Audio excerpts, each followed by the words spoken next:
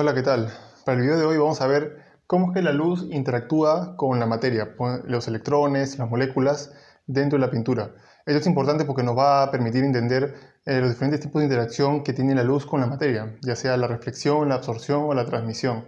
De eso depende nuestra pintura tenga un determinado color, un determinado brillo y un determinado brillo, o sea, transparente.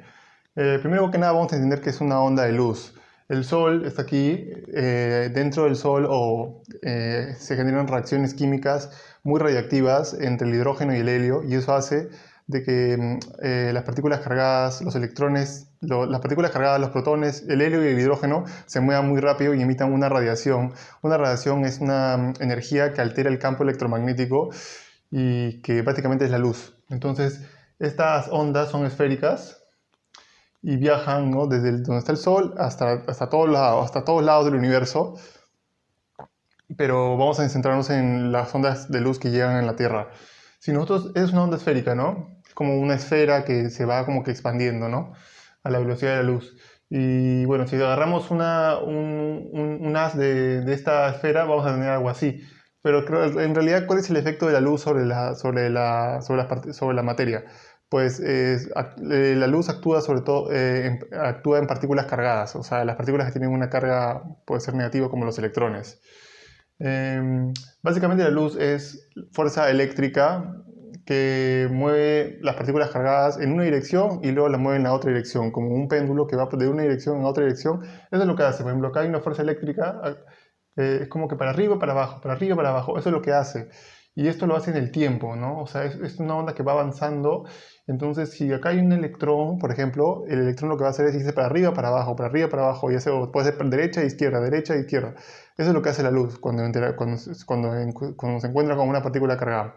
Entonces, eso es importante porque nuestras pinturas está hecha de moléculas y las moléculas tienen átomos y los átomos tienen electrones. Y el electrón el electrón es el primero que entra en contacto con la luz, porque los protones, que son también partículas cargadas de carga positiva, están dentro del núcleo, conforman el núcleo, pero los electrones están en la parte exterior, son como, digamos, los soldados que van a enfrentarse con la luz como que en primera instancia, ¿no? Y además los electrones son partículas muy ligeras, entonces van a poder vibrar con la luz. Y bueno, entonces la pregunta del millón es, ¿qué va a pasar con los electrones? Ya reduciéndonos desde pintura hasta moléculas y hasta, no, pintura, polímeros, moléculas, átomos, electrones, estamos ahí, el electrón es el primero que va a interactuar con la luz. Entonces, ¿cómo se va a comportar el electrón cuando un haz de luz impacte contra él? Eso es lo que vamos a ver en este video. Lo que nos interesa es cuáles son los factores que hacen de que un electrón refleje, absorba o transmita de una determinada manera. ¿Cuáles son esos factores? ¿De qué depende de que una pintura tenga ese comportamiento? ¿De qué depende? Primero que nada, eso lo vamos a ver en otro video, pero quisiera decir que la reflexión es cuando la luz llega y rebota, la transmisión es cuando la luz atraviesa y la absorción es cuando la luz se transforma en calor, o sea, la luz deja de ser luz una vez que interactúa con el electrón.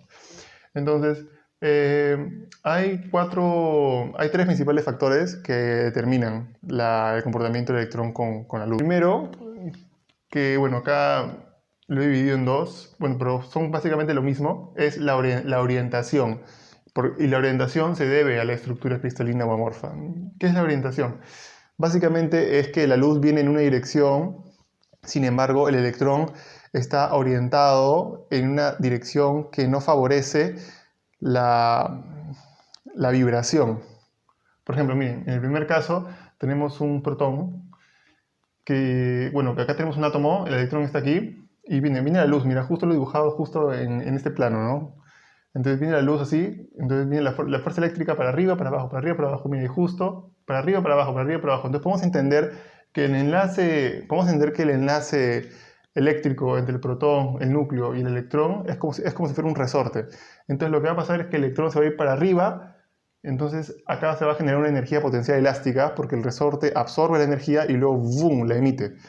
Entonces ahí para arriba, para abajo. Entonces, ¿qué es lo que va a pasar acá? Que el electrón va a absorber la luz y luego va a emitir la luz, va a absorber la luz y luego va a emitir la luz. Lo mismo que un resorte. Si nosotros agarramos un resorte y le metemos lo empujamos así, el resorte ¡boom! Nos va a regresar la mano por la energía elástica, ¿no?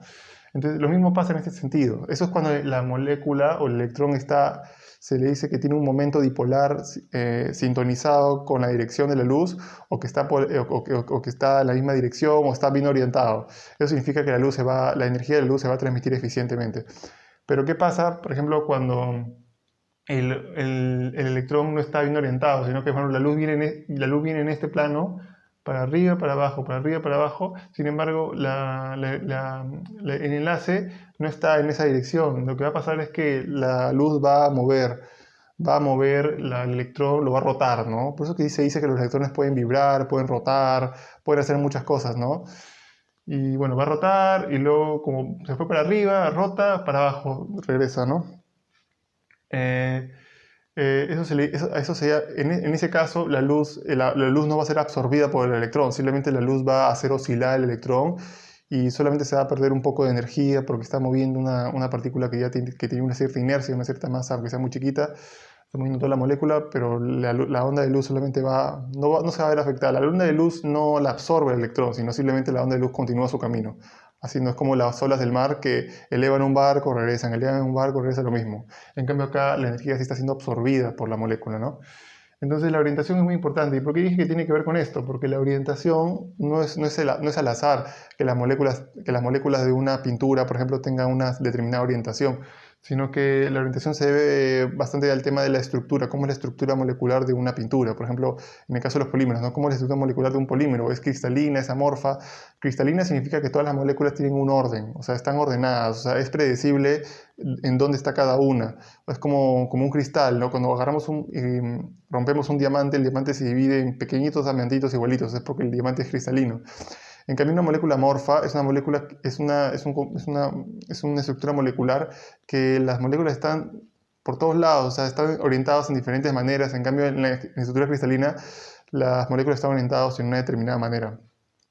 Y las pinturas termoestables son pinturas tienen una estructura cristalina. Entonces, en ese sentido, la luz se va a absorber y emitir, ¿no? Y vemos acá, ¿no? Luego vamos a ver más este tema. Entonces, el primer tema es la orientación. Ya, ahora, el segundo tema importante en cómo va a interactuar el electrón con la luz es el tema de la frecuencia natural y vibración. ¿Qué es eso? Lo que es es cómo se mueve el electrón. O sea, cómo se mueve el electrón por su propio enlace, ¿no? Acá tenemos un resorte. Básicamente sería qué tan elástico es este resorte, ¿no?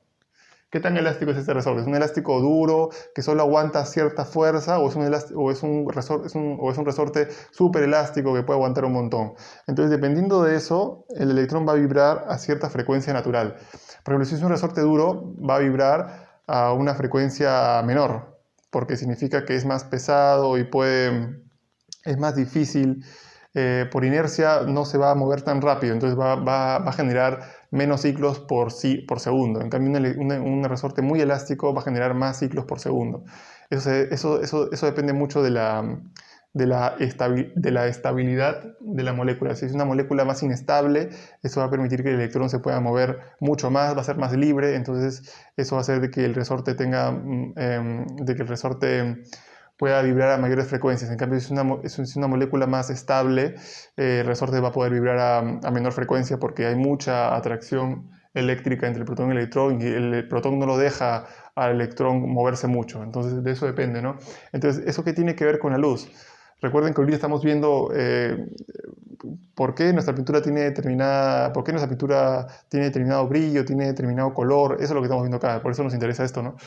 Entonces, ¿de qué depende ¿de qué nos importa esto? ¿De qué nos importa que el resorte tenga determinada frecuencia? Nos importa porque de eso depende de cuál es la frecuencia que que va a absorber. De eso depende qué frecuencia se va a convertir en calor y qué frecuencia se va a transmitir o reflejar. Por ejemplo, lo que ocurre es de que ¿qué pasa si, por ejemplo, un resorte vibra a la misma frecuencia que la luz? significa que la luz y el resorte van a entrar en resonancia. Eso quiere decir de que se va a producir más energía y más energía y más energía, y el electrón se va a mover a amplitudes muy grandes, así. Va a oscilar como que mucho y va a irse como que muy lejos y el resorte se va a estirar mucho, mucho, mucho.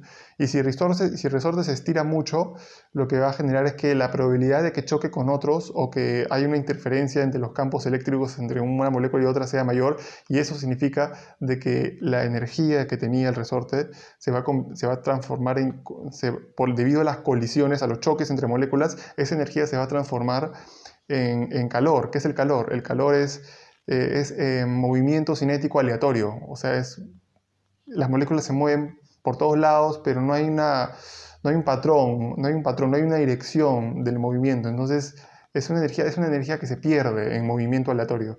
Eso es lo que va a pasar. ¿Y por qué se produce esto? Pues acá tenemos un ejemplo, ¿no? ¿Qué pasa si, por ejemplo, acá tenemos un electrón y la luz lo jala para acá? El electrón vibra, entonces, como vibra a la misma frecuencia que la luz, justo cuando esté acá y se esté moviendo para allá, justo la luz lo va a volver a jalar en la misma dirección. Es como un columpio. Si nosotros empujamos a una persona en un columpio y el columpio da una vuelta y justo cuando está en el mismo lugar donde lo empujamos lo volvemos a empujar, quiere decir que la segunda empujada lo va a elevar más el columpio. Y si de nuevo lo volvemos a empujar cuando esté en su segundo ciclo, la tercera empujada, esa empujada lo va a elevar aún más y entonces se produce mucha energía. Entonces, la energía, la intensidad de la onda emitida es muy fuerte y eso va a hacer de que el electrón se mueva a una distancia, en un rango mayor y tenga la probabilidad de que choque con otras moléculas sea mayor y entonces esa energía luminosa se va a transformar en calor. En cambio, ¿qué pasa si, por ejemplo, la absorción y emisión es ineficaz? ¿Eso qué quiere decir? Que el resorte no vibra a la misma frecuencia que la luz. Eso quiere decir que si lo comparamos con la analogía del columpio, entonces quiere decir que cuando, por ejemplo, estamos empujando en un columpio a una persona, la persona se eleva y luego regresa, y justo cuando regresa lo volvemos a empujar. ¿Qué quiere decir?